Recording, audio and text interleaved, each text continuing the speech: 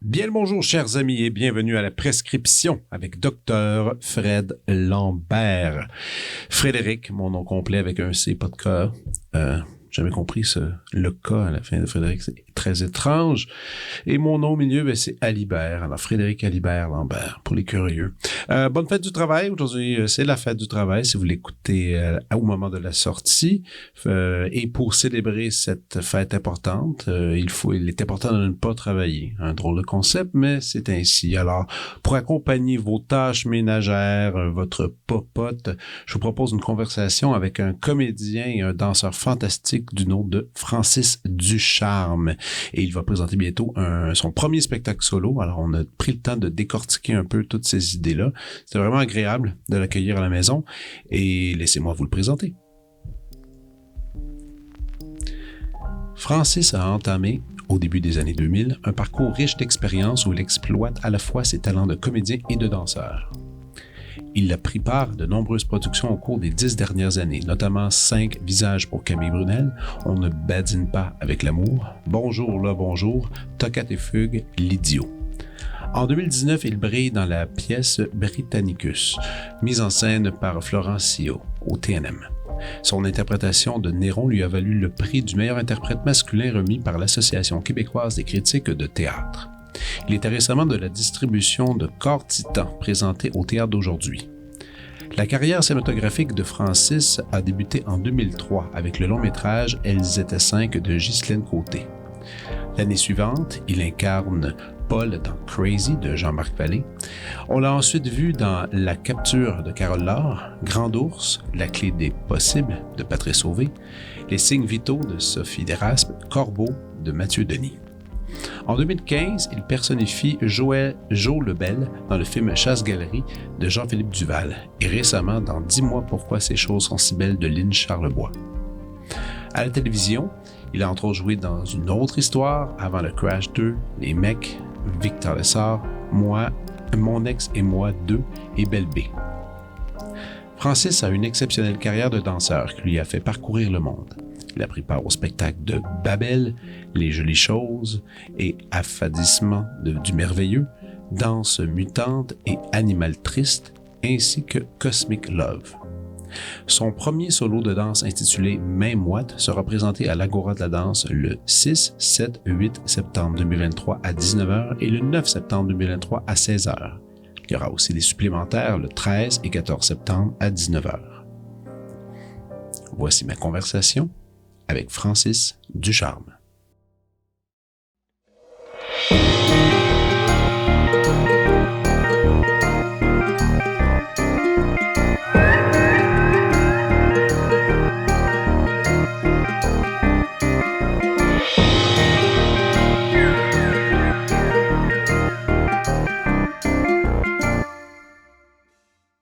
Cheers. C'est parti. C'est parti, mon kiki. Hey! Hey! Donc là, show solo, man, Oui. qui arrive. C'est-tu ton premier solo? C'est la première fois. À 41 ans. C'est surprenant. Que Tu ça, trouves? ben, Jamais en théâtre. Jamais en danse. jamais en théâtre? Non plus. Oh, OK. Ouais, c'est la première fois. Théâtre, art de groupe, je dirais danse aussi. Fait que c'est la première fois. Mais en même temps, tu sais, je m'étais entouré. Ouais. On pourrait dire que c'est un trio.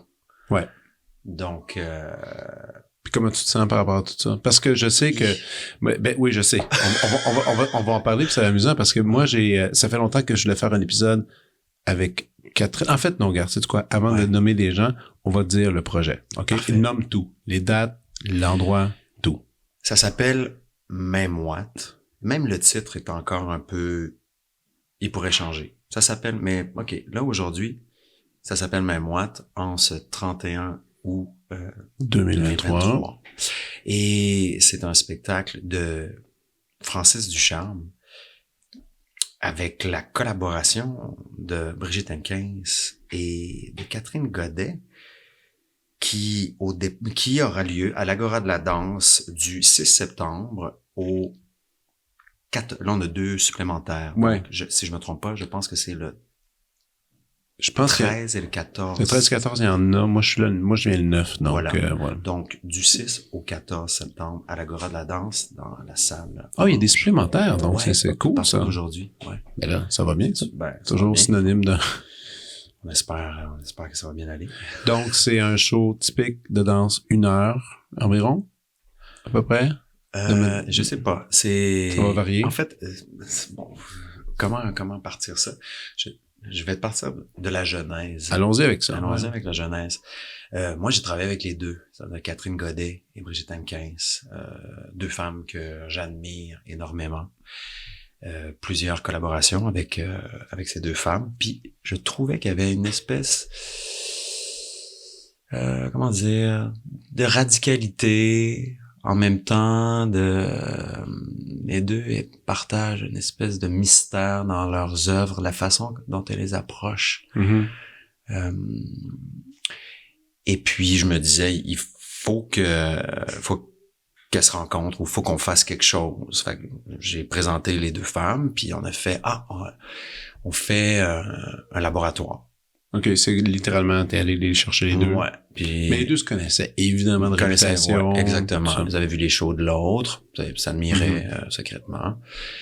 Et là, on a invité 10 danseurs, 10 acteurs. OK. Ouais, faire un gros labo pendant 2 semaines. Un labo en gang. Ouais, un labo en gang, dirigé parfois par Brigitte, dirigé par Catherine des fois. Donc là, on a vraiment, c'est 2 sortes, les animaux, là, il y a les animaux acteurs, même s'ils sont très différents les uns des autres, puis il y a cette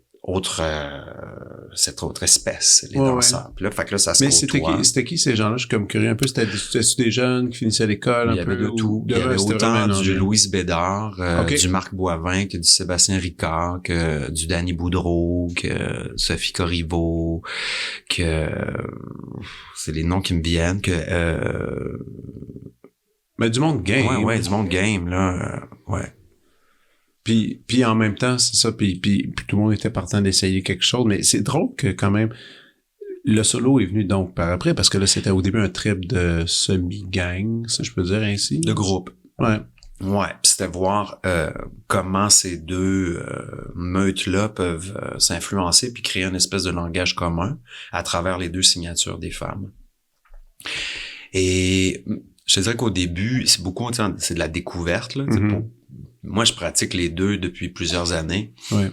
Donc, j'étais pas au même, je sais pas, l'émerveillement était moins au rendez-vous les premières journées parce que, tu sais, c'est là, mais c'est un buzz aussi. Quand t'apprends, quand tu mets le pied dans une nouvelle discipline, là, les acteurs capotaient de vraiment bouger, se faire diriger par une chorégraphe. C'est sûr. Les danseurs, tout d'un coup, tu sais, je me rappelle que Brigitte faisait, à proposer de la poésie de Louise Dupré, puis là, tu sais, de voir, tu sais, c'est un cliché, puis en même temps, des fois c'est vrai, l'espèce de malaise avec laquelle certains danseurs peuvent parler, puis en même temps, je dis malaise, puis ça devient des espèces de moments, mais extraordinaires, parce que il y a je veux même pas dire naturel, des fois un naturel, des fois une gêne, puis ça crée quelque chose de très Louise Bédard qui lit un poème de Louise Dupré avec une gestuelle que Catherine proposait. C'était assez spectaculaire, je te dirais. Mais tu sais, mettons, tu parlais du trip de gang, ça, je trouve ça intéressant que tu es allé tout de suite là-dedans, parce que c'est limite, quelque part, un peu ta zone de confort. T'sais. Parce que non, tu sais, mettons, quand tu étais dans le temps avec la troupe de Dave. Complètement, ouais. La gang de Frédéric Gravel. Ça c'était la première grosse gang. Première grosse gang, right? Ouais, puis ça, c'était ma gang de ma promotion d'école que Dave a rencontré puis qui a engagé tout de suite. Puis là, Dave, ça a fait boum, on est parti en Allemagne, on a fait... Puis pas rien que ça, c'est qu'avec Dave aussi, il a comme rajouté dans cette gang-là toutes sortes d'éléments au fur et à mesure, qui faisait que cette gang-là était éclectique, c'était varié stylistiquement, comme tu dis, tout cet aspect de danseur Puis bon, tu sais, danseur, acteur, musicien, peu importe. Tu sais, tout le monde avait un background très différent. Danseur nu, non professionnel. Ouais, ça, je me rappelle encore. Tu Ça. sais, il y avait tout ça. Après, avec Fred Gravel, c'était un peu une continuité de ça, avec de la musique live. Ouais. Donc, t'as toujours été un gars de gang. Tout le temps été. Complètement. En fait. Ouais. Puis Ouais. même avec le théâtre, tout ça. Et là, Un art de groupe. Ouais, ouais, vraiment. théâtre de groupe, puis même la télévision, en tout cas, tout ton bagage. Puis là, tu te trouves à ce moment-là où est-ce que tu essaies... Je trouve ça intéressant parce que, tu sais, en plus, aujourd'hui, dans l'industrie j'allais dire du spectacle, mais c'est même pas du spectacle, c'est dans l'industrie même de concerts, d'art, si on Ouais. peut dire, les grosses gangs sont plus à la mode. Ben, ça coûte cher Ça coûte aussi. trop cher. Ouais. Ça coûte trop cher. Par tournée, tu sais. C'est débile, mais c'est drôle quand même que toi, malgré tu t'es au courant des restrictions de ce que ça veut dire, t'as décidé quand même d'aller là, tu sais, d'essayer d'aller chercher un groupe pour créer des idées au début, mais t'avais pas l'idée du solo au début? Non. C'était vraiment... Ben, peut-être inconsciemment. Peut-être. Je pense que oui. Parce que c'est devenu ça. Parce que là, tu sais, peut-être les 2 dernières journées, là, moi, je trouvais qu'il y avait des choses qui commençaient à apparaître. De bonnes idées. Ouais. Puis les gens devenaient plus à l'aise aussi. Puis c'est aussi, tu sais, quand on commence, les deux groupes doivent tu sais, quand t'es inconfortable à bouger ou quand t'es inconfortable à parler, tu sais, à un moment donné, la gêne passe, puis on peut passer aux choses sérieuses. Puis la dernière semaine, les dernières journées, c'était très intéressant ce qui se passait, mais c'était fini après. Puis on fait un spectacle de groupe. On était 20. 20, ouais. C'est ambitieux. Et Evelyne de la Chenelière, on dirait qu'il y avait une popée dans ma tête, tout ce qui était là. Ouais. Mais tout ça, t'étais à la base du projet. Je veux dire, c'est toi qui es allé chercher les sous puis tout ça. Non, puis, vraiment pas. Non, c'est les compagnies. Okay, c'est les compagnies la compagnie okay. de Catherine qui s'est occupée de ça. Puis je pense que Brigitte, elle a toujours, tu sais, plusieurs plats sur le feu. Mm-hmm. Et peut-être Catherine est très préoccupée avec d'autres créations. Ça a pas abouti, ce projet de groupe. Okay. Là, moi, j'ai fait bon, ok. Ben d'abord, je le dis humblement, j'ai dit ok, ben je pense qu'il y a quelqu'un qui peut, tu sais, profiter de votre rencontre. Mm-hmm. Je pense que ça peut être moi. Tu sais, ça vous tenterait-tu de me faire un solo? Puis tu sais, c'est une drôle de figure aussi là, le triangle. Je l'ai déjà expérimenté plusieurs fois, tu sais, avec Damien Jallet puis Sidi Larbi-Cherkaoui, quand t'as 2 créateurs qui sont, ou avec Catherine Godet et Jérémy Niel, quand les 2 créateurs sont pas d'accord, ou quand il y en a un qui veut une affaire puis l'autre, mais moi j'aime ça, pourquoi à chaque fois que tu...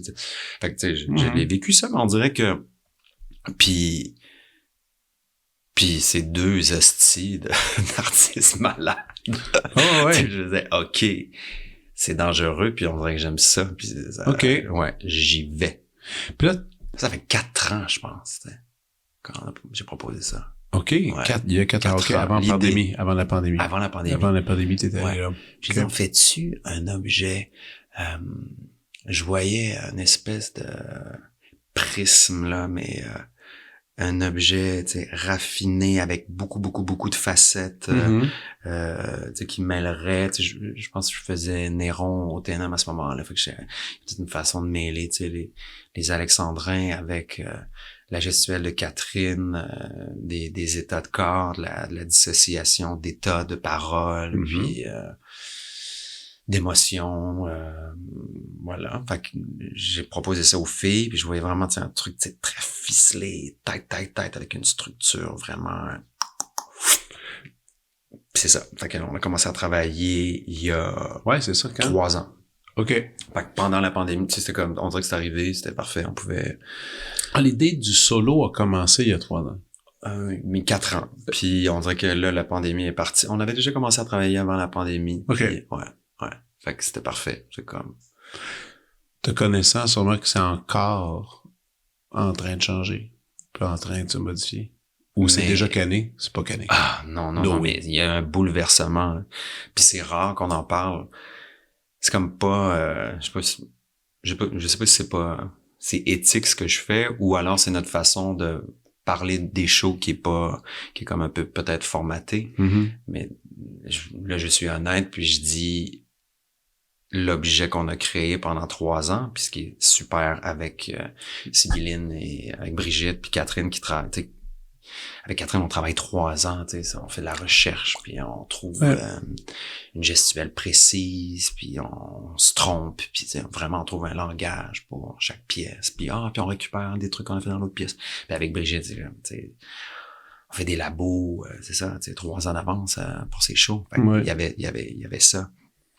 Et là, pendant ces 3 années-là, l'objet se raffine, il y a de la vidéo qui va être intégrée. Ben oui, qui est intégrée, là, que Gab fait. Puis c'est dans un bel édifice aussi, il faut dire, pour ce genre de show-là. Exactement. Puis ça devient, je veux pas dire confortable, maîtrisé d'une certaine façon. On dirait que la partition devient... je sais pas, je me demande c'est quoi la nécessité de... En revenant des vacances, je me dis, il est où le risque de l'artiste? Ou est-ce qu'on est en train justement de faire une espèce de proposition qui est déjà à l'image, puis je blâme pas les artistes, je pense qu'on subit beaucoup le système puis la façon dont on doit créer des œuvres. Mais oh man. Ça, c'est un gros sujet, mais, mais absolument, c'est vrai. Donc, on a... Complètement vrai. On est un peu dépendant d'un paquet de subventions, de facteurs dans lesquels il faut fitter, puis après, déclarer complètement son indépendance d'idées artistiques, c'est extrêmement complexe. Extrêmement complexe. Puis il y a quand même, ce qui est intéressant, je trouve, dans ton cas, c'est que tu as côtoyé des chorégraphes qui l'avaient, cette liberté-là, quand même. Puis aujourd'hui, plus le temps avance, plus elle se rétrécit. Complètement. Et là, faut que tu fasses ta signature à travers. Ouais. Ça, c'est comme quand tu te promènes dans le bois puis t'as des branches, il faut que tu tasses puis pas essayer de t'égratigner un peu. Ouais. C'est un peu ça pour garder ton idée, puis c'est un peu ça. Puis aussi, je te dirais, en tant qu'interprète, beaucoup en danse contemporaine, c'est que la pièce est pas écrite, donc il y a... on génère, les interprètes génèrent. Le chorégraphe oriente, rétrécit le spectre. Mais je veux dire, il y a beaucoup de jus, là, beaucoup de sueur, beaucoup de... Mais parlons-en de ça, parce que en fait, j'en ai déjà parlé un peu avec des chorégraphes. Puis, attends, je voulais juste dire pour ça que ça se peut qu'à un moment donné, les pièces se contaminent à cause de ça. Mon lien était là. Absolument. Parce qu'à un moment donné, je veux dire, on peut pas juste travailler pour un chorégraphe. Donc, il faut travailler pour plusieurs personnes. Puis, à un moment donné, on est ce qu'on est. Puis, je veux dire, on est un vaisseau, on est un véhicule. Oui. Puis, à un moment donné, on peut pas complètement se réinventer non plus. Une empreinte, puis en même temps, ça fait notre signature. Ça fait, je vais aller voir Fred danser ou je vais aller voir Gab danser parce que j'aime cet interprète. Puis, il y a un style. Puis, mais je me suis toujours demandé pour les interprètes de danse parce que, tu sais, un jour, je pense que c'est avec Mélanie Demers que je parlais de ça. Puis, tu sais, tout l'aspect créatif que tu fais avec tes danseurs où les danseurs ont tu leur prépares des trucs, ils vont puis leur input devient tellement gigantesque que à la limite des fois je trouve que c'est un peu gênant qu'un chorégraphe signe une œuvre parce que oui il était là pour comme finaliser le truc mais quand même les danseurs ont tellement mis main à la pâte, qu'il y a des idées. Tu sais, est-ce que ça t'arrive des fois que tu vois certaines... Parce que je sais que tu as déjà participé beaucoup à des œuvres et certaines de tes idées sont en premier plan, puis tu dois dire... Est-ce que... J'ai jamais eu de problème avec ça. Jamais? Jamais. Pourquoi? Parce que...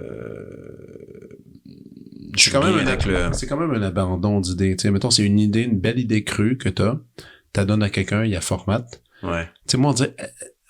je comprends l'idée parce que tu sais c'est comme en fait c'est un peu comme je compare la même chose avec les tables de brainstorm que certains humoristes ont mettons pour des Tonight Show ils vont être comme 15 mais il y a le frontman puis tout le monde est payé pour inventer du matériel c'est joke à lui puis lui va les faire puis on a l'impression qu'il est super génial c'est correct c'est un modèle Ouais. Mais dans la création de danse, c'est tellement physique. Des fois, je me dis, puis vous vous mettez à risque parfois. Puis des fois, je me dis, ça doit être dur à prendre. Ouais. Sur le corps, sur l'âme, je sais pas trop. Peut-être aussi parce que je pratique aussi le métier d'acteur, ça me permet c'est pas seulement ça, je suis bien avec le fait d'être un interprète. Rarement, j'ai fait, ben là, j'aimerais avoir le crédit d'auteur ou de créateur. Par exemple, quand on a fait le Roméo et Juliette avec Catherine Godet et Jérémy Niel et Clara Furé, là, je me disais, cette pièce-là, elle parle de nous en tant que couple, puis ça parle de mon intimité, de mon histoire. Là, je demanderais à avoir un crédit. Sinon, je suis comme... Ouais. On dirait que... Un peu comme quand tu vas au TNM, puis que tu vas aller faire une pièce d'un grand auteur, t'es comme, je suis l'interprète. Après, c'est tout. Puis t'as sûrement là aussi généré des idées, pas à travers la mise en scène, des idées d'interprétation.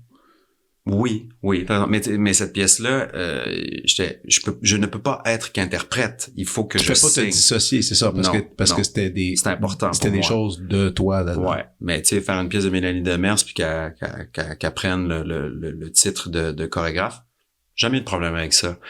Je suis pas avare de mes idées, puis je suis pas. Mais en même temps, t'es pas qu'un interprète qui ferait rien que suivre le script. Non, non. C'est en même temps, j'aime ça me faire diriger vraiment tête, j'aime ça. Ah ouais? Ah ouais, j'aime ça. Je travaille avec Florence Sillot, là, puis j'aime ça qu'il me fasse... Tu vas aller là, tu vas faire ça, tu fais ça. Je me rappelle à l'école de théâtre, tu sais, Catherine Bégin, elle disait, mon bébé, tu termines la phrase, tu prends le verre, tu regardes Gabriel et tu redéposes ton verre, tu sais. OK. C'était tellement castrant que quand tu réussissais à avoir l'espèce de truc complètement, puis que t'étais dessus. Ouais, on dirait genre t'es libre, tu sais. Même chose avec l'Alexandrin, c'est tellement. Non, mais ça c'est intéressant ce que tu t'as dit quand dans ce truc castrant là que tu sais le faire, je suis libre. Ça, c'est pas bien. Ouais, mais c'est cette dualité là avec l'interprète et la personne qui dirige, tu sais, pour moi je vois un échange de c'est qui dirige, tu sais. Ouais. Brigitte dit souvent que finalement le bourreau dans la scène de répétition, c'est pas tant où on se l'imagine. Je dis pas qu'elle a complètement raison ou que j'ai complètement tort, mais je pense que ces jeux de pouvoir là s'échangent, se partagent. C'est qui a le pouvoir, tu sais. Ouais. C'est qui l'a? L'interprète? Je pense qu'il n'y a pas de règle générale. Je pense qu'il y a des conditions. Je pense il y a quand même des œuvres. Dans l'histoire, il y a quand même des interprètes qui ont scrappé des œuvres. Ben oui. Puis, à maintes fois, à maintes reprises. Puis il y a des metteurs en scène qui ont scrappé du monde. Ouais. Ah oui, ça c'est limite légendaire. Là. Ouais. Il y avait... Ouais, puis des acteurs qui ont scrappé du monde, puis des films, puis... ouais. C'est quand le jour que tu as décidé que être un spécialiste d'imitateur d'émotions ou d'incarnation d'émotions des autres allait devenir ton métier. Y avait-tu un moment révélateur là-dessus? Tu sais, le jour que tu as compris, tu as fait « OK, je suis capable de prendre des états, les transformer extrêmement bien, puis d'émouvoir. OK, ça va être ça le deal maintenant. Pour le restant. » Parce que c'est vraiment ça, là, tu sais. Tu te souviens-tu le déclic? Moi, je suis comme curieux de ce moment-là. C'était un film, une pièce, un livre? Y avait-tu un moment? Ben, je dirais peut-être enfant, je parlerais plus de l'attention. J'avais une tante qui chantait, puis là, elle, quand elle chantait, elle prenait un petit micro, puis toute la famille écoutait. Puis c'était silencieux. C'était silencieux, elle avait toute l'attention, puis elle m'a demandé, veux-tu chanter Francis? Puis je me rappelle, je devais avoir genre 5 ans. Je me rappelle de ce moment-là. Tu sais, d'incarner quelque chose, puis d'avoir l'attention, puis ouais. Sinon, après ça, tu sais, j'ai compris que je chanterais pas un petit peu plus tard. Je peux chanter, mais je pense mais c'est pas de métier. Là. Voilà. On a d'autres qualités, peut-être. Mm-hmm. Et c'est devenu clair que ce serait être acteur. Puis il y avait pas de doute là-dessus. Non. Secondaire. T'as fait le classique option théâtre, machin. Ouais, okay, t'as fait tout ça. C'était clair que ce serait ça. J'allais dans une école de théâtre à Québec. Après, je suis déménagé à Rouyn-Noranda. Puis il y avait encore plus de théâtre avec plus de niveaux. Il y avait intermédiaire, avancé, débutant. Fait que c'était clair que ce serait ça. Puis mais même, je te dirais, puis là, quand j'ai même terminé l'école de théâtre, ma mère a dit... Tu sais, c'était une époque aussi où moi, je savais même pas c'était quoi un agent ou j'ai pas beaucoup d'ambition. En fait, je comprenais pas le métier. Je savais pas qu'après l'école de théâtre, tu sais, j'ai terminé, j'avais 21 ans. Je savais pas qu'on pouvait faire de la télé ou du cinéma. C'était très... T'étais pas un gars de cinéma? T'étais pas un gars qui regardait fou? Je regardais beaucoup de cinéma, mais je pensais pas que ayant fait l'école de théâtre à Sainte-Thérèse, ça pourrait... Je sais pas, j'étais très dans une bulle. Très candide. Bulle scène. Bulle, non, même j'allais pas plus loin que l'école de théâtre. Là, J'étais tellement passionné, puis c'est comme si j'étais dans une secte à l'école, tellement... c'est souvent comparé à ça, en fait. C'est souvent comparé à ça, ces écoles-là, parce que... moi, je prenais tout pour du cash. Elle m'avait dit, Catherine Bégin, de marcher sur du verre brisé en disant... faisant des verres de Clytemnestre, je l'aurais fait. Ah ouais, t'étais game. Ah, j'étais game, mais parce qu'elle me rendait game. Ça prend du monde qui tu sais... Ouais. Qui, tu peux suivre. Moi, quand je fais moi je te suis, c'est parce que là je peux y aller là, tu sais. Puis on parlait de générosité tantôt. Puis moi j'ai pas de honte à dire comme je suis un interprète généreux.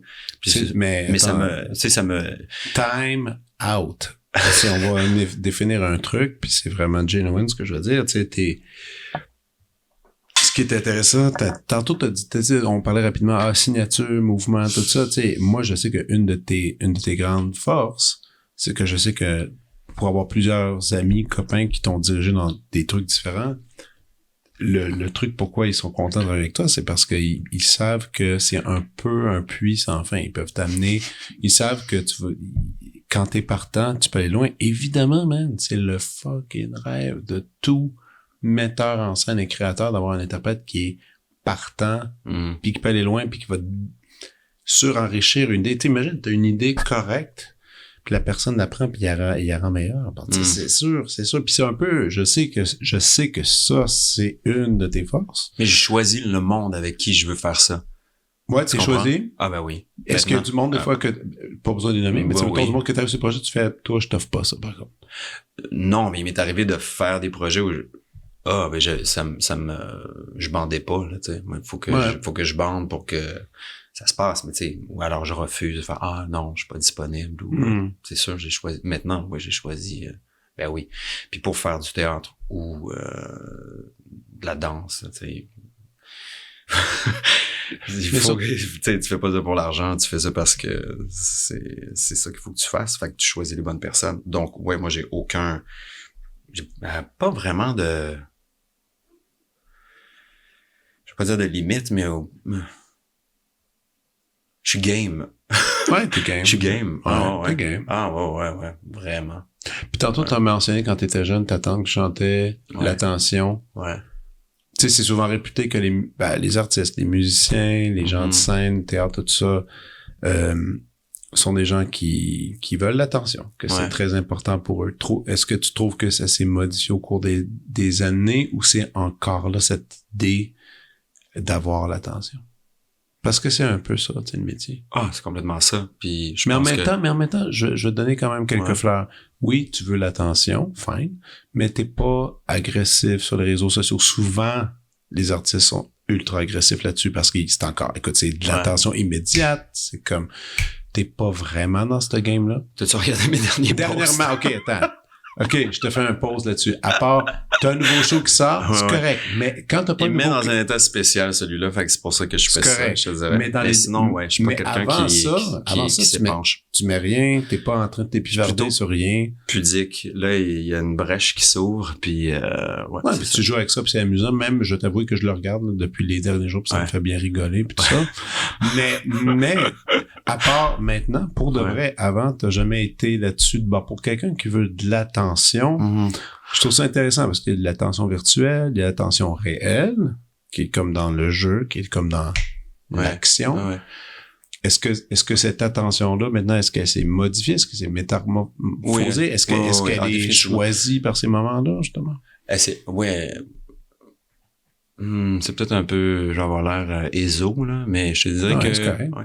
les dernières années, je dirais l'attention s'est changée je repensais à Paul Pelletier, puis tu sais, l'acteur guérisseur ou l'acteur qui je sais pas, tu sais, au lieu de juste j'ai l'impression d'incarner quelque chose, puis en même temps je faisais le spectacle de mon ami Audrey Talbot qui a eu un incroyable accident de camion qui s'est fait ramasser, puis Philippe Cyr a mis son Oh mon Dieu, texte. mais attends, cet accident-là, c'est arrivé il y a quelques années. Ouais, il y a 10 ans maintenant. Oui, c'est ça. Audrey Oui. a écrit une pièce qui s'appelle Corps Titan. OK. Puis donc, c'est beaucoup de verbatim, tu sais, c'est un spectacle très dur et à la fois très lumineux. Mais les premiers moments, tu sais, on raconte l'ambulancier, il dit, tu sais, et qui est en train de nettoyer son matériel pour tourner à l'urgence, puis qu'il voit qu'il y a c'est ses mots à lui, hein, qu'il y a des morceaux d'Audrey sur ses affaires. Ouais. Fait que, tu sais, là, je me disais pourquoi je dis ces affaires-là. Tu sais, c'est pas tant pour me faire aimer ou pour me faire dire que je suis bon comme acteur, tu sais. Donc, j'ai l'impression que là, c'est un gros trauma dégueulasse qui est arrivé à ma tendre amie. C'est une catastrophe, tu sais. Puis, je crois pas au karma. Il y a rien qui il y a rien qui suggérait que c'était mérité, quelque chose à apprendre là-dedans, là. Fuck you, esti. Mais je me dis, tant qu'à être là, puis tu sais, je vois le monde vide dans la salle, tu sais, je me dis, fait que je fais, OK, mais dans le fond, je suis comme un conduit, puis tu sais, je fais, la peine que je ressens, ben, c'est votre peine, puis on fait une espèce d'échange. Ouais, parce que je me dis, tu sais, l'art est nécessaire et inutile à la fois, mais il nous console, puis ça, je pense que c'est une des grandes vertus de l'art, tu sais.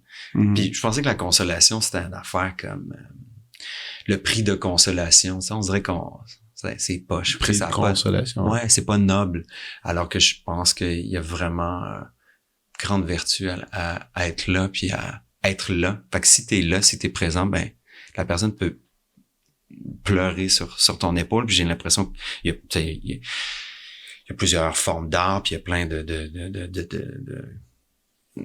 on peut divertir, on peut tout ça, mais je pense qu'on peut provoquer, mais je pense aussi que l'art peut être là pour consoler. Voilà. Moi, il y a une dizaine d'années, on avait fait un show ensemble on était Fred Gravel. On était dehors, non, on avait fait une perfo. On a fait quelques perfos ensemble quand même. Puis on a fait une belle avec la crème glacée. La crème glacée. Ça, c'était super. Dans lequel t'étais... on était au coin, genre, Despins et Saint-Laurent. Ouais, puis t'avais 2 cornets. Ouais. Puis tu te promenais, puis là, mais je me promenais pas beaucoup. Non, tu restais immobile, puis c'est comme si t'attendais quelqu'un pour lui offrir un cornet, mais qui arrivait pas. Ouais. Et vous jouiez la musique, un peu, j'ai envie de dire dans les films de Costa Rica, une espèce de truc un peu... Ça, c'était très... Puis tu te gelais les mains, je me souviens que tu t'es gelé les mains. Parce que je laissais les cornets complètement fondre.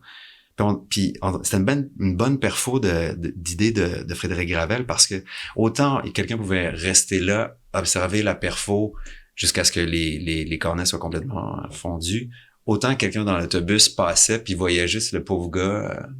Non, c'était triste. C'était très triste. Je voyais du monde qui regardait, puis il y a des gens qui restaient pas loin, qui étaient comme inquiets un peu. C'était parfait. Ouais. Mais plus tard, dans le même été, on est allé faire une perfo, encore de trucs un peu pareils, au canal de la Chine. Ben oui, je me rappelle. On était dans une loge, puis on avait une discussion, puis ça m'a marqué un peu comme cette conversation-là, parce que tu m'avais dit, à un moment donné, j'étais comme, t'es trop intense, Francis, ça n'a pas de bon sens, nan. Puis j'ai dit, à un moment donné, tu réussis-tu à vraiment diviser le réel du faux. Puis à un moment donné, tu sais, qui t'es? Je dis, des fois, est-ce que tu deviens éparpillé là-dedans? Il me semble, ça a l'air dangereux. Moi, je t'avais dit, ça a l'air dangereux, ce jeu-là, de comédien, parce que moi, je pense que n'importe quel artiste, peu importe la forme d'art, musicien, là, tout le monde, un jour, caresse l'idée d'être acteur. Puis de qu'est-ce que ça signifie. Ça t'a intéressé, toi? J'y ai pensé vaguement, rapidement. Puis quand j'ai comme compris l'abandon, l'idée de prendre un scalpel, enlever mon cœur, le mettre sur une table, faire une scène, revenir, leur prendre mon cœur, leur zipper dans mon corps, j'ai fait « Oh, OK, je pense que c'est pas fait pour moi. C'est trop intense, c'est trop compromettant sur mes émotions. Puis psychologiquement, je suis pas assez fort pour faire la part des choses, tu sais. Puis quand tu joues de la musique, puis c'est des pièces comme... Oui, mais moi, mais en même temps, la musique, man, c'est comme... Moi, je suis musicien classique, donc je parle pas. Moi, je me cache dans du son, tu sais. C'est instrumental. Moi, je me cache derrière un personnage. Oui, mais t'as des mots. Tu mets des mots dans ton... Mais oui, mais c'est quand même des mots, man. Puis c'est quand même des larmes. C'est quand même des états physiques. C'est ça qui est intéressant dans le métier de comédien. C'est que c'est des états physiques que je vis, qu'on vit tous, que même toi, le comédien, que tu vis. Tu sais, mettons, moi, si j'ai mon archet, mon instrument, le son sort, toi, t'es pas capable de le faire. Bon, tu sais, c'est correct. C'est comme une affaire un peu bizarre que il y a du son qui sort de ce truc-là. Il y a un vocabulaire de partition dans lequel je m'abandonne. C'est correct, mais c'est non-verbal. Et c'est ça que j'aime, parce qu'après, tout le monde fait ce qu'il veut avec ce texte-là, parce que ça peut dire qu'est-ce que ça veut te dire. Mais dans ton cas, quand tu actes une tristesse, quand tu actes une joie, une colère, tout ça, il y a des indices physiques dont tout le monde s'identifie. Tu comprends? Mais c'est quand même au service d'une œuvre, je veux dire. Tu sais, j'acte une joie, j'acte une peine, mais c'est parce que le livret, c'est Faust, une réécriture au Théâtre Prospero, puis c'est un tricot de 10 auteurs francophones qui ont été... Ouais. Mais je m'inscris dans quelque chose. Je suis pas... J'adore que tu aies une cité Faust, parce que ça, c'est dans le baromètre émotif, c'est extrême, tu sais. Puis là, tu finis de répéter ça, puis là, tu reviens chez vous, puis là, tu fais « Oh, je vais me faire une omelette. » Puis là, après, il faut que tu t'abandonnes à tes propres émotions. Puis moi, dans ton cas, je me suis toujours demandé... Puis je pense que tu m'avais répondu « c'est pas évident, man, de se retrouver nécessairement, tu sais. C'est pas super évident. » Tu m'avais dit ça à l'époque. Ça m'avait super marqué. Moi, je m'étais dit... J'étais très tourmenté à cette époque-là. Peut-être à ce moment-là aussi. On parle d'il y a une dizaine d'années. Puis là, je vais te donner mon deuxième élément, Francis Ducharme. Parce que, tu sais, t'es quand même... On s'est embrassé. Non, jamais. On s'est jamais embrassé. Non, c'est pas arrivé. Non, tu m'as déjà... Tu sais, suite à ça... Attends, c'est en lien avec cette conversation. Okay. Tu m'avais dit, l'important, c'est d'avoir une discipline dans la vie. Tu m'avais dit ça. Puis là, l'été arrive, il y a plein de trucs, il y a le FTA, machin. Je te vois dans un party du FTA.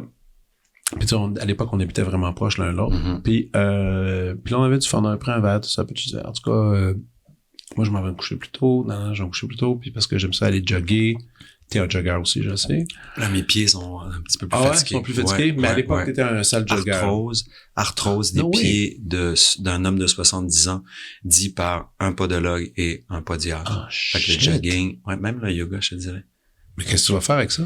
Ben, je sais pas, j'ai fait ce que je peux, mais tu vois, là, je tire le plus que je peux. Lui, il vient plus, il peut plus venir vers moi. Il est comme tout pogné, là. Qu'est-ce que tu vas faire avec ça, du traitement?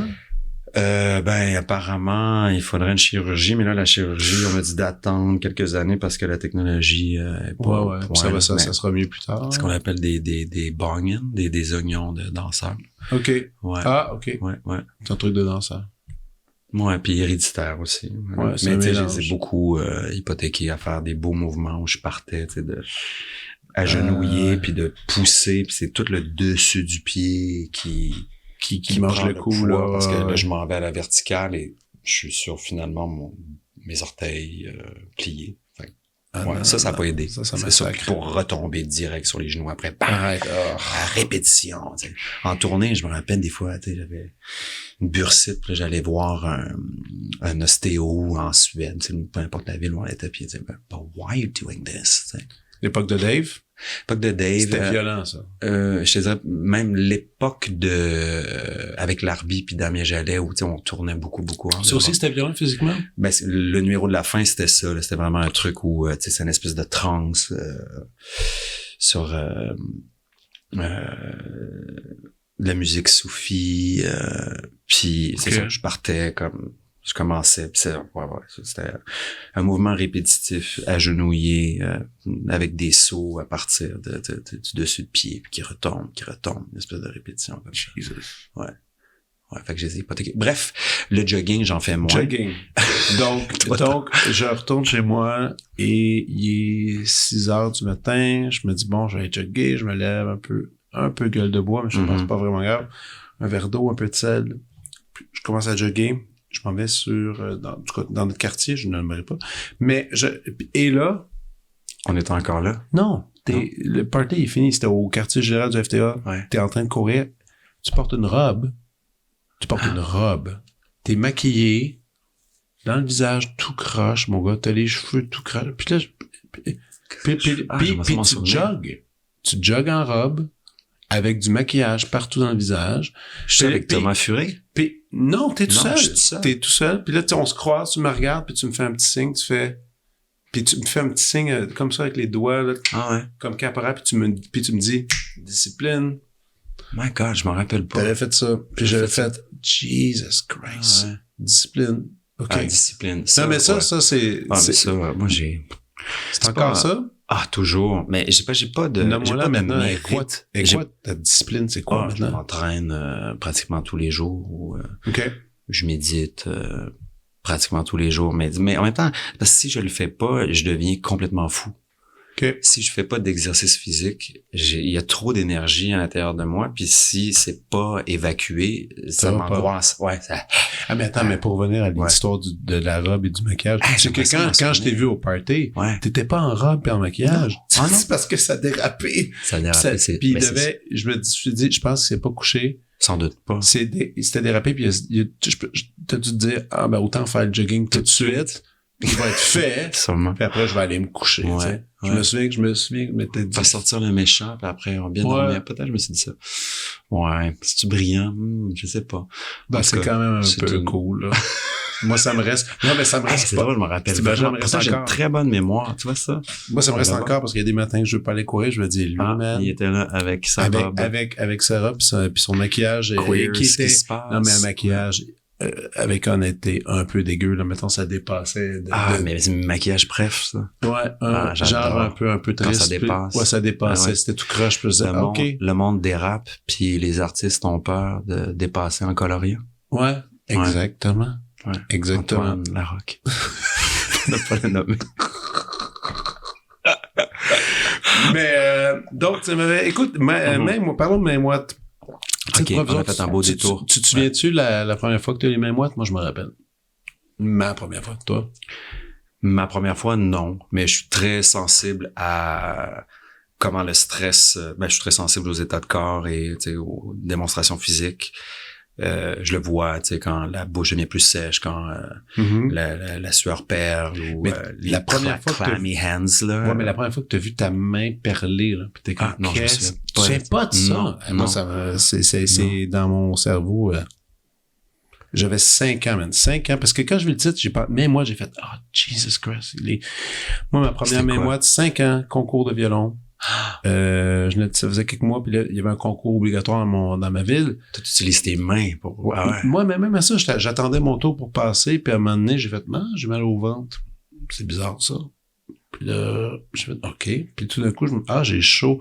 Je me souviens que les deux mains, c'est sur mes tremplins. Alors, l'archet glissait, la main sur le manche était plus précise. Puis j'ai fait, qu'est-ce qui se passe? Puis c'était allé extrêmement mal. Alors, je suis sorti de là, puis je veux pas une bonne note, peu importe. Mais après, je me suis la conversation avec mes parents où est-ce que j'étais, qu'est-ce qui se passe avec mon corps? Pourquoi c'est comme ça? Puis là, il était comme, mais c'est parce que t'es nerveux. Puis j'étais, c'est nerveux, c'est ça. C'est quand t'as mal au ventre, t'as de l'eau dans les mains, t'as chaud, puis tu sais plus vraiment ton nom, genre. C'était comme, moi, c'était ça. Puis quand j'ai vu main moite, Pour moi, c'était ça. Mais pourquoi vous êtes atterri avec ce nom-là? Un nom que tu dis qui est peut-être temporaire. Ouais. Ben, ça, c'est Catherine qui a trouvé ce titre. Ben, parce qu'on explorait l'archétype du héros tragique qui est tiraillé entre la morale et chose terrible qu'il doit accomplir, ou la fatalité, et donc le solo, Francis seul devant cette foule de personnes, premier solo. Il y avait quelque chose de ça. Sur l'état. Ouais. Parce que ce qui est intéressant dans le trailer, du moins la bande-annonce, mais moi, justement, t'es physiquement en train de tirer un poids lourd, où est-ce que tu vois qu'il y a un effort physique, où tu vois que les mains ont de la difficulté à agir, puis c'est misé là-dessus. J'étais comme, OK, c'est une belle image, c'est fun. Mais en même temps, ce que je trouve intéressant, c'est que ça suggère un stress. T'es-tu stressé pour ce show-là, Ben? Ouais, j'ai peur. T'as peur? Ouais, j'ai rarement eu peur comme ça. OK. Ouais. Petit cauchemar et tout, là. Ouais, mais surtout avec la situation, tu sais, je sais même pas si je peux en parler ou... suite au retour des vacances, on se revoit avec Brigitte et Catherine, on parle de la pièce, puis je parle de peut-être ce manque de danger, ce manque de peut-être un espèce de confort à faire ça, puis qui finalement donnera quoi? C'est peut-être une crise existentielle à faire. T'as 40 ans, on fait ça? Ouais, 41. 40 ans, 41, on fait ça? À quoi ça sert? Ça ressemble-tu aux autres shows? Tout est formaté, on est une gang de moutons, pourquoi? Est-ce qu'on peut faire quelque chose? Ça, c'est toi qui dis ça. Oui, les filles sont assez d'accord avec moi, mais je tire quand même la couverture à faire... Il me semble... Puis, il y a cette espèce de cliché aussi que on crée une œuvre, puis à un moment donné, l'œuvre, c'est comme un arbre, puis l'arbre décide de pousser de ce côté-là. Ouais. Là, c'est comme si je sens que l'arbre, il pousse dans une direction, puis qu'il se déracine pratiquement, là. OK. Puis, mais en même temps, je sens de la part des filles un support, puis vu que l'objet est tellement tissé, serré, qu'il n'y a pas de place pour l'improvisation, là, je fais, peut-être que je dois avoir des plages où, tu sais, ça pourrait comme déraper, ou j'ai l'impression que en venant voir le spectacle, en lisant le programme, le spectateur sait qu'est-ce qu'il vient voir sur les héros tragiques, puis avec une femme de danse, puis avec une femme de théâtre, puis on va voir Francis Duchamp danser, puis ça va être bien bon, puis après on va aller manger, puis on va boire un verre de vin, puis c'est ça. Puis pourquoi? L'environnement qui entoure ça t'énerve un peu. Ben, on dirait que il y a quelque chose de trop rassurant. Autant pour moi que pour... C'est-tu les supplémentaires qui t'ont amené ça? Parce que tu dis, pas du tout, les supplémentaires, je l'ai appris aujourd'hui. Ah, OK, cool. Non, parce que des fois, tu dis, c'est déjà vendu, les gens s'attendent déjà à une certaine formule présente. Mais pour ça. Ben, comme on l'a vendu, tu sais, je veux dire. On va aller voir le trio, on va aller voir ça, on va aller voir ce sujet-là, mais au final, c'est quoi? C'est-tu hermétique? C'est-tu une quatrième mur est fermé, puis c'est bien éclairé, il y a de la belle vidéo, il y a des beaux textes de Sophocle, il y a des beaux textes de Racine, il les dit d'une façon assez virtuose, et il bouge en même temps, et il est capable de faire les deux. Il dissocie ce qu'il ressent à l'intérieur, et il est capable de faire quelque chose d'autre avec son corps, mais au bout du compte, on est dessus. C'est qu'est-ce qui se passe, tu sais? Qu'est-ce qui serait... Y a-t-il une vraie rencontre avec le spectateur? Est-ce que le spectateur, le regardant, est-ce qu'il est aussi regardé? Est-ce que... ouais, c'est quoi? Mais idéalement, y a-t-il une place pour l'ennui là-dedans? Y a-t-il où il faut juste absolument être comme complètement... diverti et ému et... Mais quand même, en même temps, ça dépend de chaque show. Hein, complètement, t'as raison. Tu sais, moi, à un moment donné, j'étais allé voir plusieurs années Louise Le Cavalier avec Frédéric Tavernini. C'est la dernière fois que j'ai vu Fred, en fait, danser. Puis, tu sais, c'était l'espèce de duo. Tu sais, ça, c'était... Blue? typique, je me souviens pas du show, Blue. mais c'était à l'usine C. Ouais. Puis c'était, je m'attendais, j'étais allé super avec un chum, on était comme, on va aller voir ça. Puis moi, j'allais pas tant pour voir Louise Le Cavalier que plus Fred. Wow. Puis là, tu sais, je m'installer, puis là, man, c'était comme si j'avais bu 4 espresso, puis c'était comme dans ma que j'avais bu face. 4 ecstasy. Peut-être aussi, Ouais. mais tu sais, c'est comme ça m'a tenu sans arrêt. Mais Ouais. comme spectateur, je m'attendais pas, j'allais pas là. J'allais pas dans cette émission-là. Bon, tu sais, en même temps, c'était cool. Ouais. Mais t'allais Mais- voir Fred. Moi, si je vais voir Louise Le Cavalier, j'ai des Tu t'attends attentes. un peu à ça, ouais. Est-ce qu'elle va Ouais. les déjouer? Je sais pas. Moi, je suis peut-être dans une crise identitaire. J'ai peut-être Ah, non, aussi mais envie t'es de... absolument dans une crise identitaire. J'ai peut-être envie de déjouer l'image qu'on a de moi. J'ai peut-être envie de me mettre dans une zone très, mais ça, très, c'est très bon, ce que tu viens de inconfortable. dire. C'est bon ce que tu viens de dire. Ouais, Déjouer puis de l'image qu'on trouver a de comme- moi. On est habitué. Non, je m'en fous. J'ai envie de trouver d'autres modes d'autres expressions, un autre langage. J'ai peut-être envie. Ouais, puis j'ai fait de l'hypnose à l'émission de Marie-Louise Arsenault. Ah, t'as fait ça? J'ai live? fait ça live. Mais t'étais sujet à l'être, à hypnotiser. J'ai bien compris que j'étais Mais un très bon l'avais-tu candidat. testé avant? Tu sais, il y a un segment à l'émission, j'ai offert à Marie-Louise puis à Marie-France, qui est la réalisatrice. On pourrait faire un segment où Francis offre son corps, puis là, j'avais vu le film de Denis Côté avec du shibari, puis là, c'est ça qu'on fait. La première séance, shibari live avec Anne Dorval qui lit le journal de Marilyn Monroe, puis finalement, j'ai en train de me faire fouetter, puis tu sais, c'était quelque chose. Puis là, on voulait pousser l'expérience plus loin. L'hypnose, cette fois-ci. Fait que je rencontre... Tu sais, ça se peut que ce soit un bid, tu sais. Ça se peut que tu sois pas un bon candidat. Ah, moi je Ah oui. sais pas. Moi, j'ai tenté l'affaire. T'as tenté? Ouais, j'ai essayé, puis ma blonde l'est, moi je sais pas. C'est vraiment un pari, là. Parce que vraiment. c'est une personne sur deux, ou je sais pas, c'est quoi Je les sais pas chiffres, c'est là, quoi. mais c'est surprenant, l'abandon, et étant donné, et je parle de ma blonde, vraiment, elle est tellement, man, rigoureuse, stricte sur tellement de choses, puis tu sais, elle a une structure de vie incroyable, impeccable. L'hypnose est arrivée, on la perdait. On la perdait, mais la perdre, puis il pouvait faire n'importe quoi avec elle. C'est tellement bizarre. Puis toi, t'as expérimenté ça. Mais c'est quoi le feeling? C'est quoi quand on te met dans cet état-là, puis là, t'es... Je peux le refaire, tu sais, parce que là... Non, mais tu pars dans un état, puis c'est comme c'est vague, c'est rêveur, c'est quoi?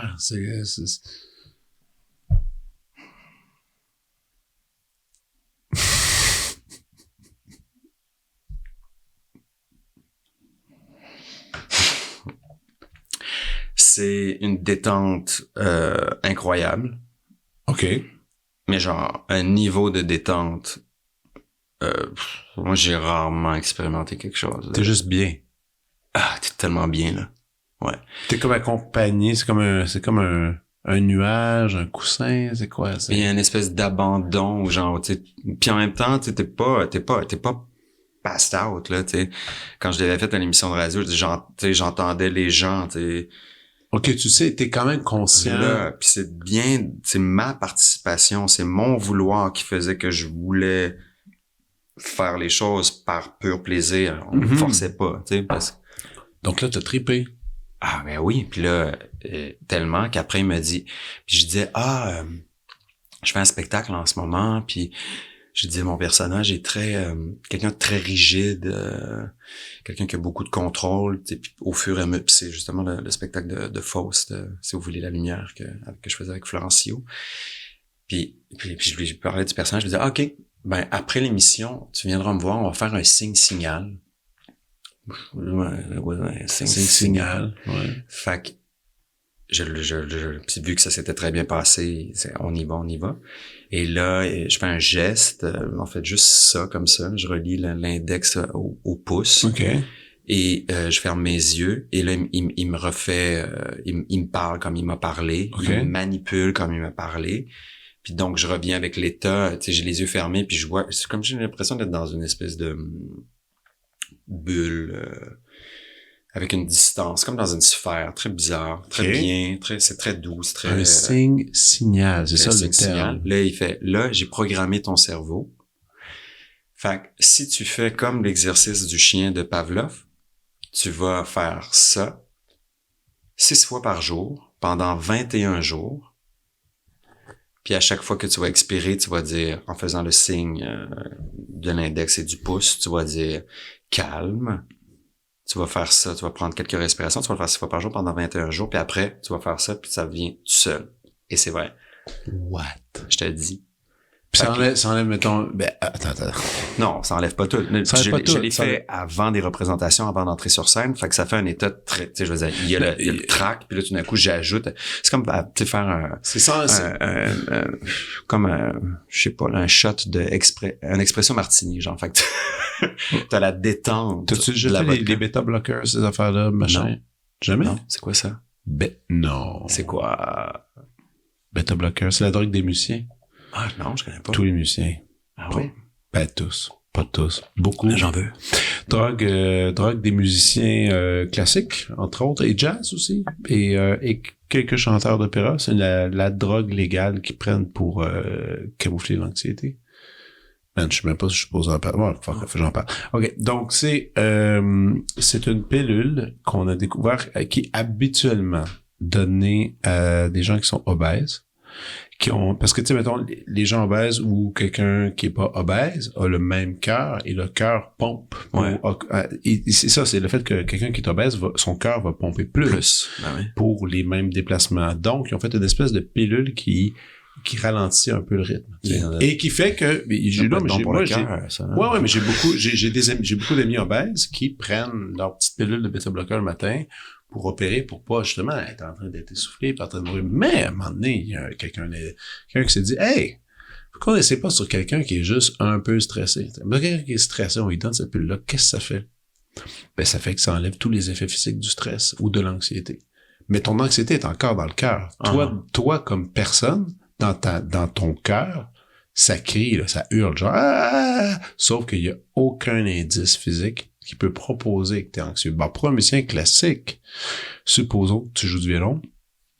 OK, mais t'es pas altéré. C'est pas comme genre de l'oxycodone ou un truc comme ça. Non, on va pas là. Non, parce que c'est de courte durée. Ben, ça dure comme quoi? Une heure, pas de morphine 2 heures. Non. Tu sais, okay. mettons, parce que souvent, les archets vont trembler si t'es stressé. Tu prends la pilule, puis ton archet tremble pas. Donc ça sonne bien. Ben, il y en a, donc c'est une drogue extrêmement, exactement. Tes mains peuvent trembler. Même chose pour la voix, même chose pour les cuivres. Les gens qui jouent des trompettes, mettons, ils sont nerveux, ben, la bouche va pas avoir la même vibration sur la bouche. Ben, ils prennent cette pilule-là, puis ça élimine les effets physiques de l'anxiété. L'anxiété reste. Ouais. Donc, mais c'est intéressant. Bêta-bloqueur. Écoute, à Radio-Can, le Point, ils ont fait plein de reportages là-dessus. Mais dans ton cas, c'est encore mieux qu'un bêta-bloqueur parce que ça te met dans un état serein. Quand même. Oui. Puis je dirais de conscience altérée. Ouais. OK. Ouais. Mais je me considère pas comme quelqu'un d'anxieux. Ouais, c'est ça, j'avais posé. En général, tu l'es pas. Je peux avoir des périodes, là, tu sais. Je veux dire, là, en ce moment, je suis un peu plus sur les nerfs à cause de ce projet-là. Mais, non. Donc, quand je faisais ça avant d'entrer sur scène, c'était vraiment juste une espèce de buzz étrange de sentir le trac, mais en même temps que le corps, est vraiment détendu. Fait qu'il y avait une espèce de dichotomie très intéressante, à être sur scène et wow, ok, je suis dormais détendu, mais en même temps, c'est quand même une première. J'ai quand même le cœur qui pompe, mais en même temps, c'est ça, t'étais bien. J'étais bien. Ben, bien, je veux dire. C'est ça, il faut se faire violence aussi, aller sur scène, c'est comme, c'est quelque chose. La scène, c'est quand même, ça demeure plus ton habitat que le cinéma ou la télé. T'en fais quand même. T'en fais quand même. Je ferais plus le cinéma. T'en ferais plus? Ah ouais, vraiment. C'est tellement pas le même niveau de jeu. Ouais. Mais t'aimes ce rapport-là avec la caméra? Parce que, tu sais, moi, je t'ai vu dans plein de trucs. Puis, tu sais, quand je te vois au cinéma, je suis toujours comme, ou à la télé, je suis comme, c'est cool, c'est chouette. T'es un bon comédien, tout ça. Mais littéralement, puis comme beaucoup de gens, j'étais beaucoup plus vu sur scène. Ouais. Par un certain moment, je me suis dit, c'est-tu un choix? Non, est-ce que je pense pas. C'est pas un choix? Non, c'est pas un choix. Puis tu sais, je pense aussi que certains rôles, tu sais, qui te permettent d'exprimer des choses particulières au cinéma, tu sais. C'est une question de casting, tu sais, de jouer le chum ou le jeune cute, peut-être des trucs moins intéressants, mais moi je pense que c'est une question de rendez-vous. Puis je suis quand même assez optimiste que c'est pas fini. Ouais. Je pose la question qui a sûrement été qui a été répondue plein de fois, mais parce que pour de vrai, sincèrement, je pense j'ai pas la réponse. Je sais que tu as étudié Sainte-Thérèse, comme tu disais tantôt, ça je suis au courant. La danse, c'est autonome? C'est quoi encore? Ça pourrait, ton passé de danseur, mettons, d'origine de ça, je le connais pas. Ah ben, j'ai toujours été très curieux, acteur même, comment le personnage bouge, comment, tu sais, ça me fait triper de voir, tu sais, je vois les body language, je suis sensible à ce que le corps dit, puis ce que la parole fait. J'ai lu trop de livres aussi sur le langage du corps, puis que la main gauche c'est plus instinctif, puis la main droite c'est plus le contrôle, puis la main théoriquement, la main droite bien contrôlée. Ouais, plus parce que c'est une affaire d'hémisphère de cerveau. Puis la sensibilité serait plus dans la main gauche. Mais c'est plus le truc que tu contrôles pas, peu importe si tu es droitier ou intéressant. Ouais, qu'on est plus en contrôle avec la main droite. Ou je sais pas, les jambes croisées, ou qu'est-ce qu'on fait, qu'est-ce qu'on cache, ou la séduction en se touchant les cheveux, ou puis immanquablement. Quand on se touche les cheveux, on séduit plus? Ben oui. Puis les hommes et les femmes se mettent les mains dans les cheveux, on le fait, on se gratte, ou quand je te dis quelque chose puis tu veux pas entendre ça, ou littéralement on se met souvent le doigt dans l'oreille on le fait comme c'est comme vraiment un réflexe pour juste comme se couvrir là, se protéger. Non, mais t'as pas envie d'entendre ça, ou tu y crois pas, ou tu veux pas, tu sais, je sais pas. Bref, toujours été super gros intéressé par ça. Puis vu genre au ado, tu sais, les beaux dimanches, voir les pièces comme le Dortoir, ou voir Louise Le Cavalier danser, voir cette affaire-là, toujours été. Puis je me rappelle justement au secondaire, on était allé voir Louise Bédard. On parle beaucoup de Louise Bédard aujourd'hui. Qui faisait une pièce qui s'appelait Dans les fougères foulées du regard à la Rotonde avec Marc Boivin. Puis il y avait une espèce de petit atelier avant. Puis là, j'étais le seul qui y allait. Le seul gars, évidemment. J'étais comme, mais c'est ça que je veux faire ça aussi, tu sais. OK. Puis bon, mais en même temps, je faisais mes auditions pour les écoles de théâtre. Puis ma mère m'avait dit, si ça marche pas comme comédien, qu'est-ce que tu veux faire? Puis je me rappelle de lui dire, peut-être que j'irais peut-être à l'ANMI, ou peut-être que je ferais un bac en danse à l'UQAM, je sais pas. J'avais dit ça, tu sais. Finalement, j'ai rencontré Dave Saint-Pierre à l'école de théâtre. C'était mon copain. Puis là, j'ai commencé à danser pour lui. Puis de là, j'ai rencontré Fred Gravel. Puis de là, j'ai rencontré, je sais pas, Sidi Larbi-Cherkaoui, puis Mélanie Demers, puis ça c'est Mais j'ai pas de technique, je peux pas travailler pour Marie Chouinard, tu sais, je peux pas. Ouais, c'est un autre travail avec Marie. Puis ça m'intéresse moins, pour être honnête. Non, puis attention, c'est bien ce qu'elle fait, là. C'est ça, non, on dit pas ça. Non. Mais c'est intéressant ce que tu dis, parce que chacun son truc. T'as un peu quelque part, t'es un peu t'as été la muse de bien des gens. Je pourrais dire ça ainsi. Est-ce que tu dois bientôt trouver tes muses? C'est une drôle de question, mais parce que regarde, là, tu te lances dans un solo. Fine, cool.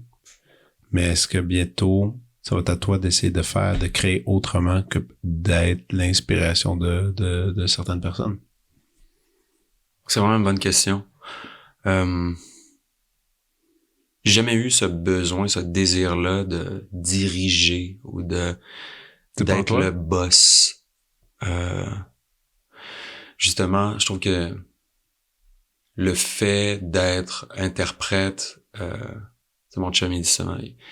Toi, t'es un interprète, you just have to show up, tu sais. C'est pas moi qui fais les demandes de bourse. C'est pas moi, tu sais, qui s'occupe de la structure d'une compagnie. Ouais, ce qui est en lourd. passant lourd. Ouais, très lourd. Ouais, c'est ça.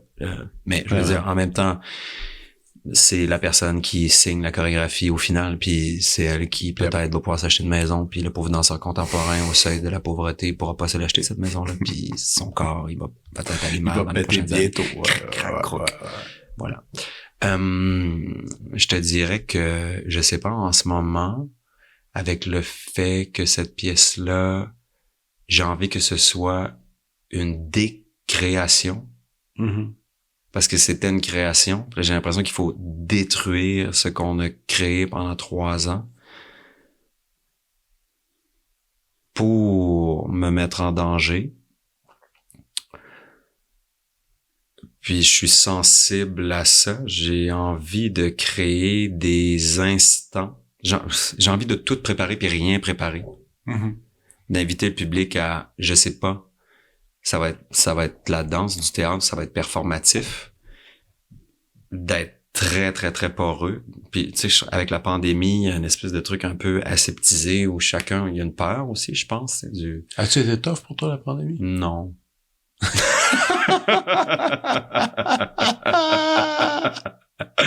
Non, moi non Ouais, plus. Non, c'était le fun. Mais puis j'ai beaucoup de compassion pour toutes les personnes pour qui ça a été difficile. Écoute, moi je me sens mal parce que j'ai perdu mon grand-père. C'est triste parce que j'adorais mon grand-père puis il l'a pogné dans un centre de personnes âgées puis tout ça. T'as pas pu le voir. Non, tout ça, c'était triste. Mais si je suis honnête sur un point de vue personnel, sur ma propre vie, c'était... Et tu travailles beaucoup, toi.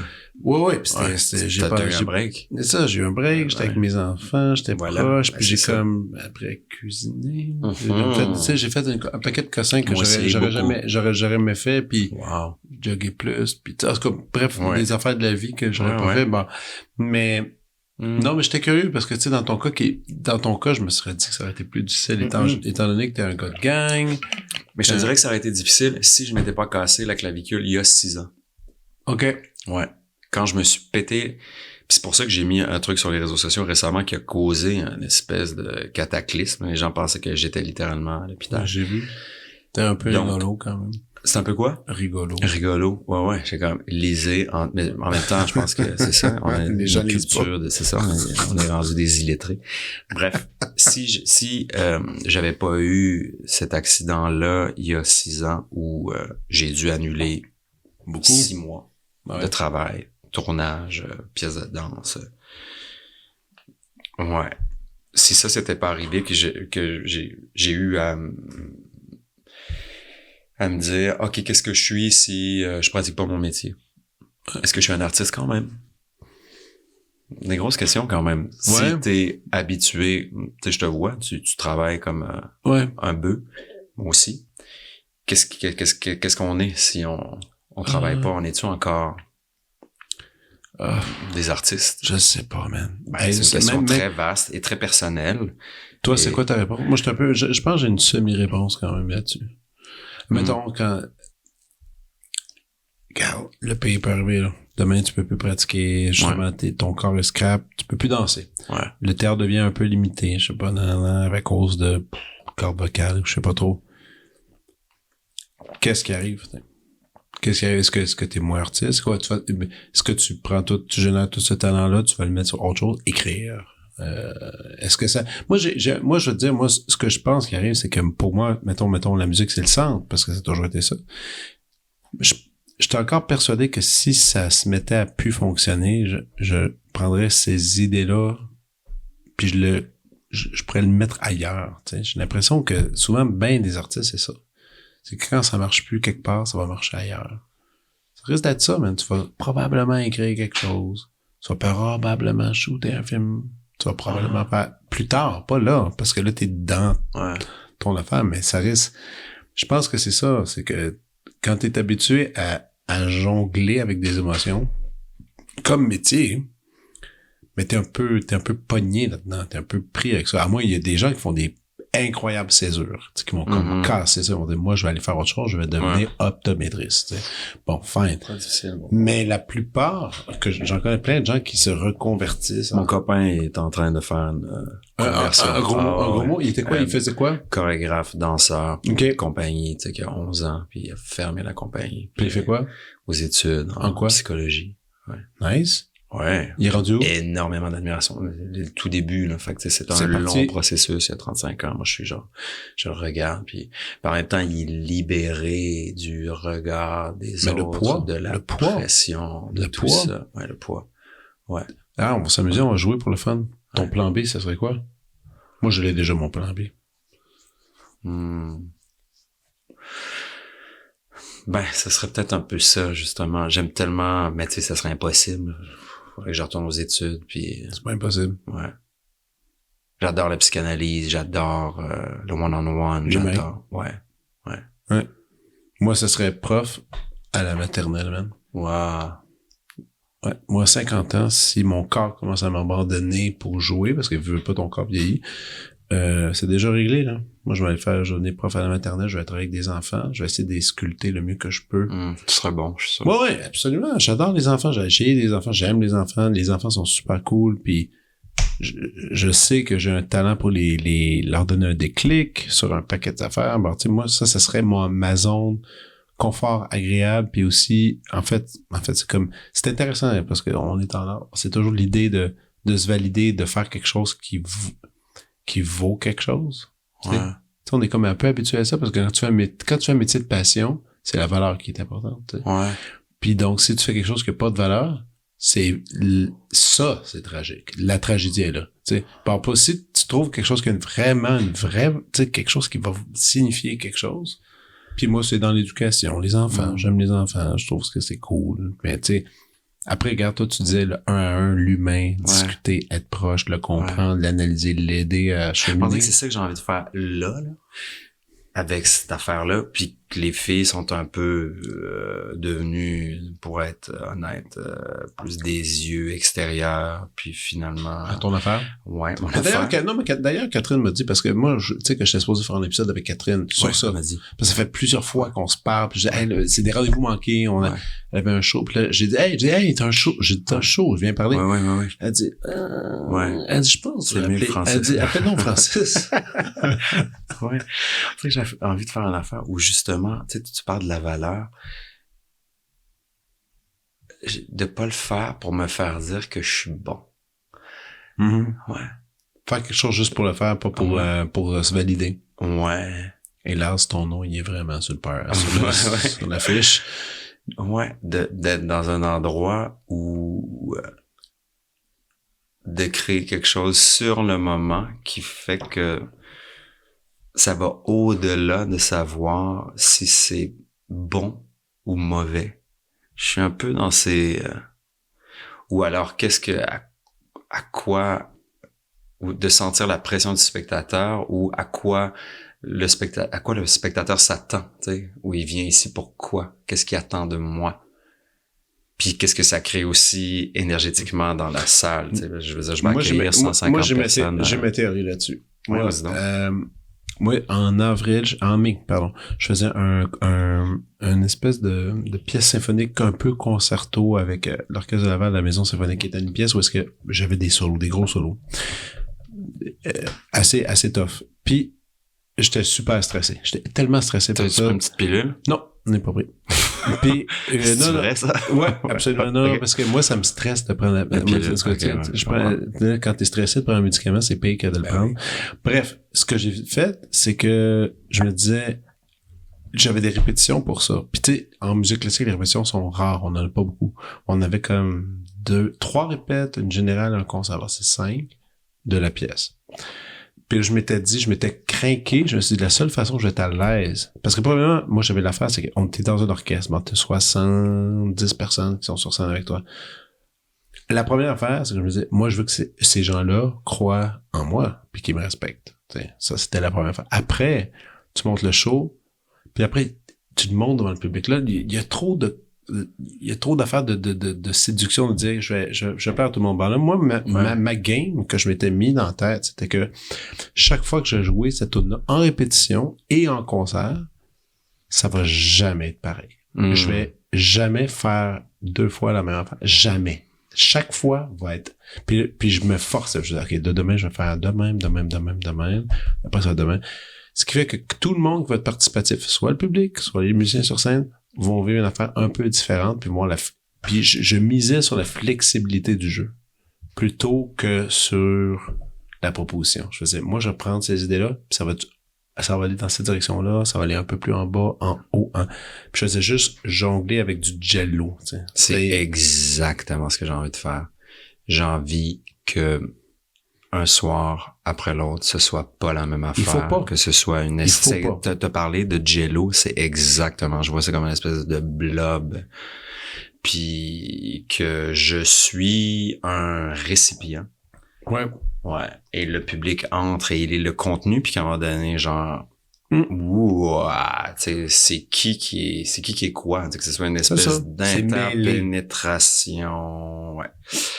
C'est ça qui se passe. J'ai invité un groupe d'étudiants de Sainte-Thérèse comme cobaye hier, tu sais, puis... Hey, qui va faire la musique, finalement?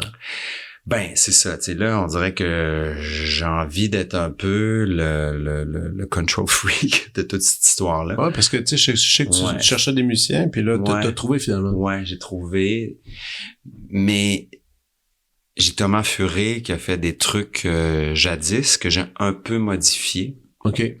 Mais qui m'a donné la permission. Du matériel de Thomas. Ouais, okay. Quelques pistes qu'on a retravaillé ensemble, qui m'a montré comment ça marchait et tout.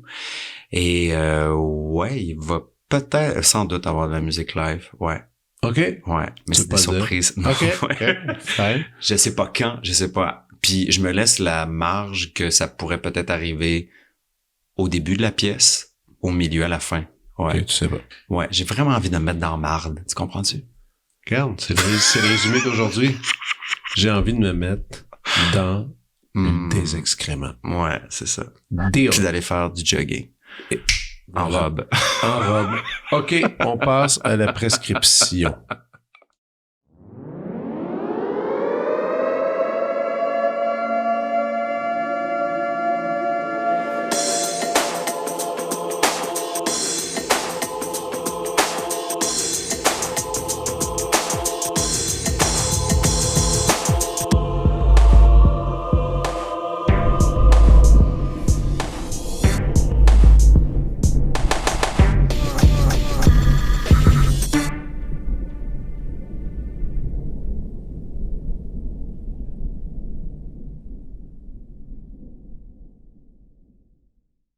Une prescription.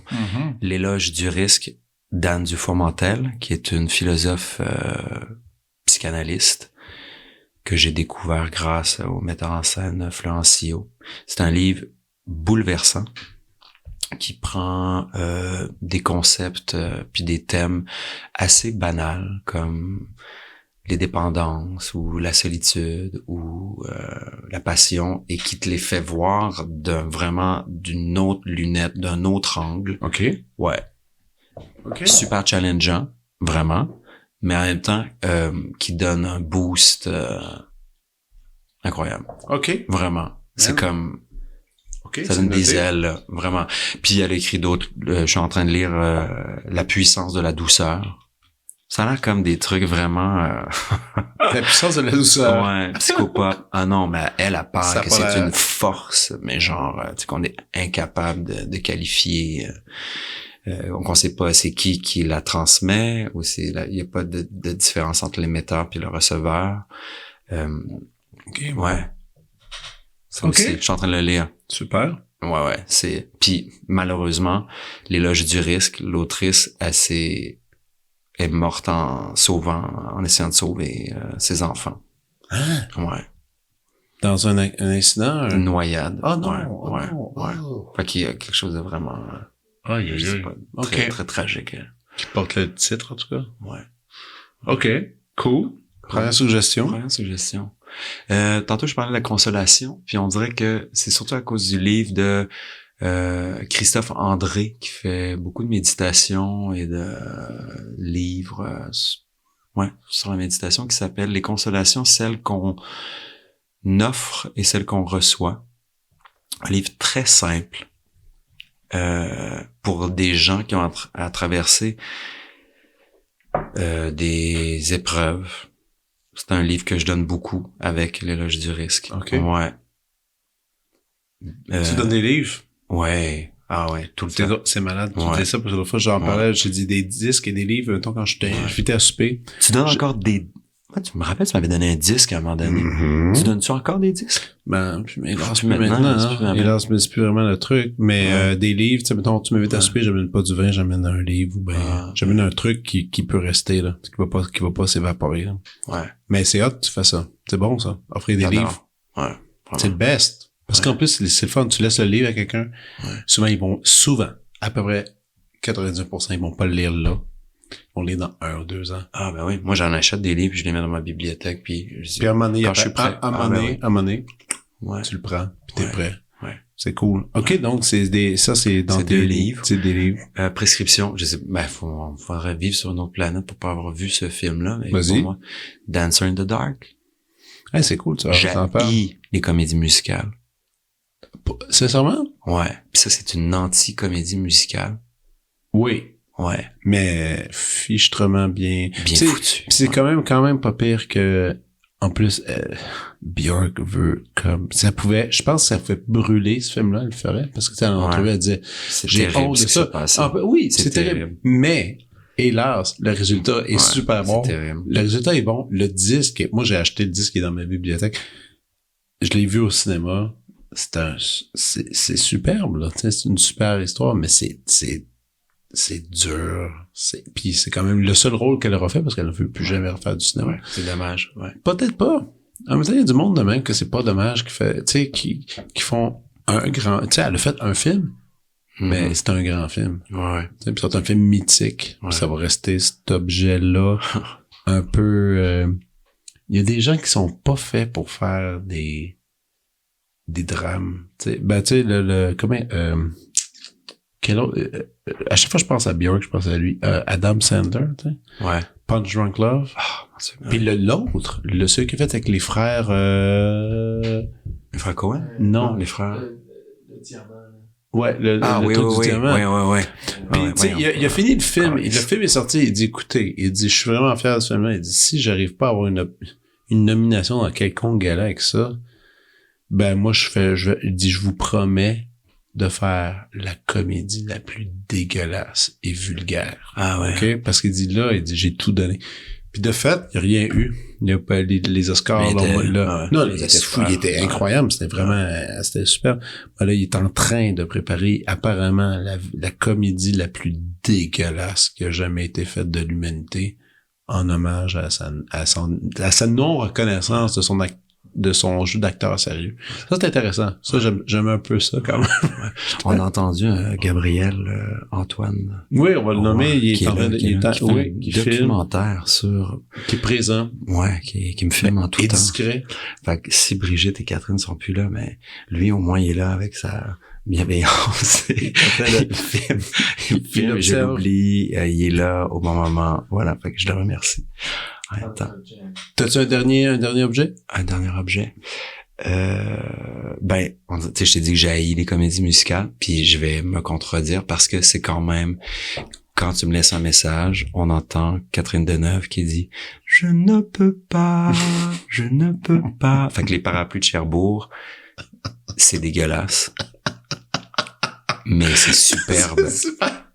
Tu vois, je me contredis. C'est dégueulasse, mais c'est superbe. Je te le dis. Hey, là. man, je suis là-dedans avec mes enfants en ce moment en plus.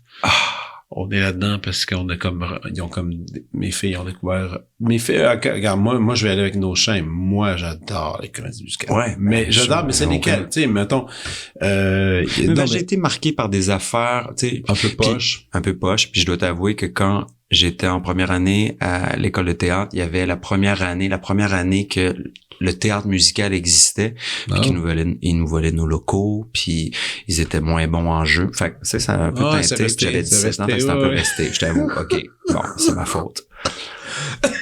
excusez-moi. Étouffe-toi pas. Non, mais, tu sais, des West Side Story. Oui.